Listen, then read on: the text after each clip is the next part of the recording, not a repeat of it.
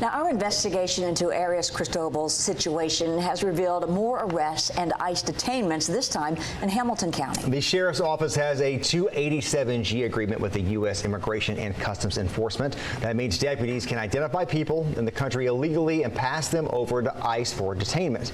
After we dug into the numbers, new data reveals the activity in Hamilton County over the last few months. Our open records request revealed hundreds of people arrested or detained for a variety of alleged offenses, and the records show the arrestable offenses ended similarly to Arias Cristobal's situation, released to ICE detention. News Channel 9 Sarah Howard joins us now to break down the numbers and shed light on some of the people taken into custody as well. Sarah.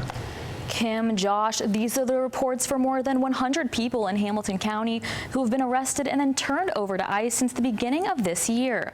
We combed through them today and found most of those offenses are related to driving and alcohol.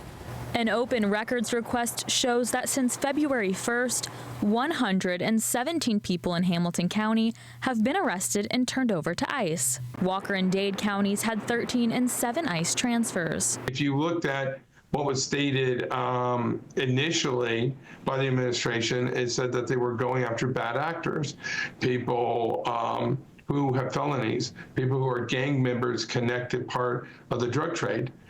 In fact, that's not what we're seeing. DUI charges make up nearly half of those cases in Hamilton County. Traffic violations account for another 17%, while 10% involved violent crimes like sexual or domestic assault. Immigration attorney Terry Olson says many arrests happen without knowing a person's full immigration status. I've had people with green cards arrested, for 3-4 days because they didn't have their green card on them.